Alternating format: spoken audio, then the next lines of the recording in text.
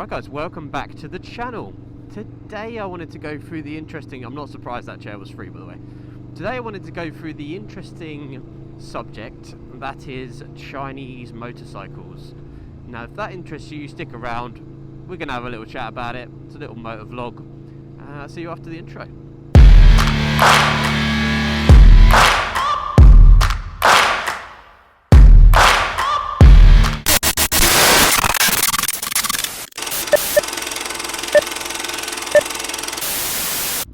Come on. God, I have no patience in this world. I actually don't. I don't know why I'm so impatient. It's just when I get on a motorbike or in a car with other people, no patience whatsoever.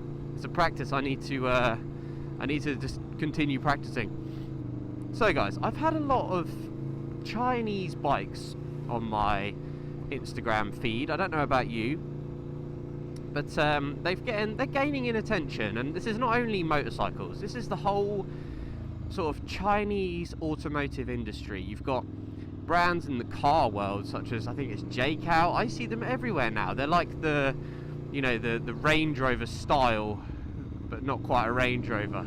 And I think the bike world is no real difference. We're having the same, not takeover, not yet, but we're having the same kind of things slowly creeping into the bike world, where we've got Chinese bikes slowly starting to make an appearance. So I don't know how good my facts are going to be here, but a quick Google tells me that the Chinese motorcycle industry made up 12% of new bike sales in 2025 in the United Kingdom. Now that's quite a lot. It's a lot of bikes to sell, considering a couple of years before that they were dead on their buttocks. Now there's a couple of main reasons for this and why this industry is growing, and more so in the limelight. The main one is the cost of living. Now, if you're a United Kingdom citizen, or a British citizen should I say, you will have no doubtably in some way, no matter how rich you are or poor you are, been affected in the last couple of years by the cost of living crisis in some way.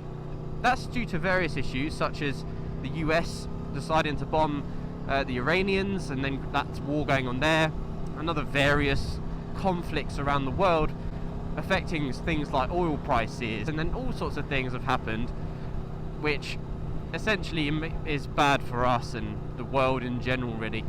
And those issues that happen around the world and that have affected our cost of living, for example Labour being in government, they like to hand out more than they actually, they like to hand out to people on benefits more than they do to people who work, for example. They just like to tax, let's say. Now that means that people don't want to spend their money as much because they haven't got a lot of it. We all know that living in the UK is pretty horrendous with regards to, the working man or lady gets a pretty shit deal every year. Now, if you have your eyes open and you've been wandering around the general population, you'll see that there's a lot of Chinese cars on the road and bikes on the road. Now, Chinese bikes have always had a bit of a, I would say, bad reputation. People say, oh, it's Chinese, it's crap because it's Chinese.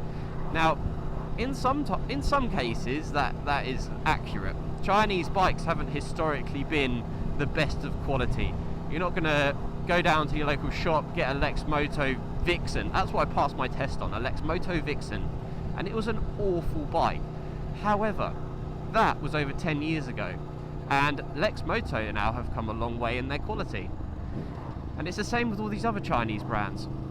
And on top of that, we've got European manufacturers moving their manufacturing over to China. Or not even China, just Asia, because of the cheap labour. Look at Triumph. I don't know if they still manufacture anything over here, but I know that a big portion of their bikes are manufactured in Asia now. And people seem to write that off and they think, oh, they're now made in Asia, they're rubbish, they're no good now. But it's not necessarily the case. Then Triumph aren't just going to go out there and say, this is the bike, here's the brief, make it, cheers.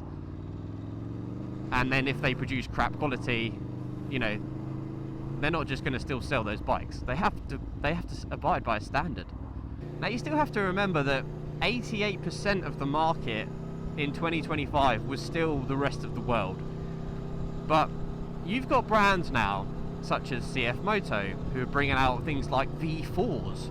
Now, that's all well and good, you know, but then when you and the reason why this is so attractive is because when you compare that cost of the V4 that they have compared to a Ducati or an Aprilia or whatever else V4s there are, they're so much cheaper. You can buy a brand new Chinese bike for like six grand and under, you know. They're just so cheap that people cannot say no to them.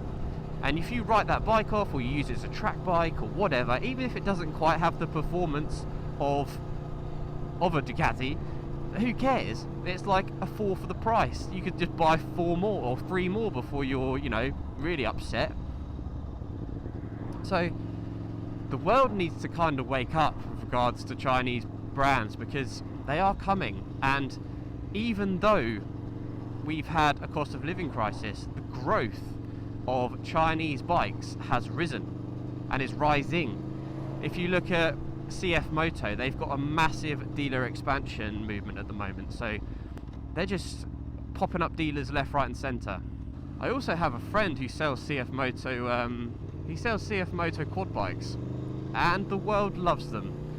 All the farmers are going there buying these quad bikes and ATVs, and he's saying it's because their price is just unreal, and also the warranty that they get.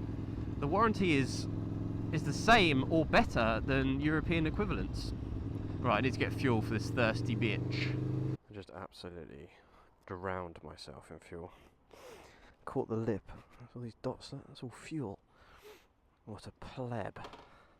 Another reason why Chinese bikes are actually getting interesting now is because historically they've always kind of been in the 125 sector, you know, the Lex Motos and all that. But now they seem to be pushing into the bigger bikes, like 3 to 800cc, and also they seem to be getting into the adventure section, which is also quite interesting. I'd be interested to know if you have actually, you know, have you bought a new bike lately? Has a Chinese bike been on your radar as one that you might go and look at? Have you tried one? I think that's one of the important things that I need to do myself to understand it really well, is to actually go and try a Chinese bike, go and try a CF Moto, or I think the best-selling Chinese bike is called a Vogue, or Vogue, V-O-G-E. Also, going back to the 125cc sector, the Benelli BM125 is now a Chinese manufactured bike, and that is I think it's the best-selling 125 in the UK. I mean, tell me if I'm wrong there. I smell of fuel so bad. So yeah, I'll be interested to know what the reaction will be from the European manufacturers, because they're going to need to make their bikes cheaper, and I don't think they can really justify making them much cheaper. You know, they can't cut the quality, because then the quality is beaten by the Chinese. So for the industry in Europe, it's I don't know, it's not looking that great.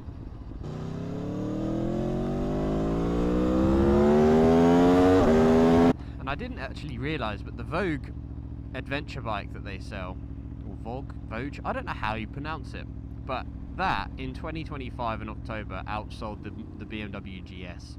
So that is like the king of adventure as well. So yeah, I'm just saying, they're worth a look, just out of interest. But yeah, I don't really know if it's going to be good or bad for the industry. I'm not really clued up enough. I don't know if that will force a bit of a battle between brands in order to see who can, you know, offer a better product for the price. Maybe that's a good thing for us as a consumer, or, you know, it will just make certain bike companies go out of business or no longer sell the bikes. So I don't know. We'll see. We'll have to see, won't we? It's going to be an interesting time though, going forward. I would say the Chinese bikes don't seem to have the performance of the European bikes just yet. Their engines they might be the same in configuration, but I don't think they have quite the finesse yet. I don't think for example, a Chinese V4 is going to come close to the performance. I do think that the components they're using are going to be cheaper, they have to be cheaper. The labour is where the bulk of the saving is being made, but you know, there will be savings elsewhere as well. And also, I don't really like the design of Chinese bikes. I haven't seen one that I actually like yet. I know they are getting better, to be fair. They used to be awful, and now they kind of, in my opinion, look a bit like a mismatch of lots of bikes put together. Like, the designers in China clearly never just have an original idea for themselves. They just want to always copy a little bit of this, copy a little bit of that. Like, stop copying. Be original. Try something new. It probably will work. Anyway, guys, I'm interested to know what your experience is on Chinese bikes. Have you had one? Have you ever ridden one? My only experience so far is doing my motorcycle test on one, and it was so long ago. I don't feel like I have a fair idea of what the latest and greatest Chinese bikes can do, or are like to ride, in fact. So yeah, let me know. I'll tell you guys what I'd like to do. If you comment down below, what Chinese bike would you like me to test ride? I will book it up and I'll go and test ride one. We'll go together.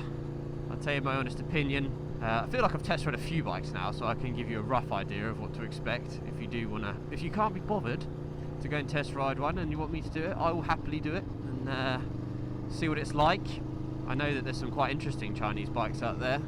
I saw another motovlogger test ride a 400cc V4 the other day. That was mental when you think about that.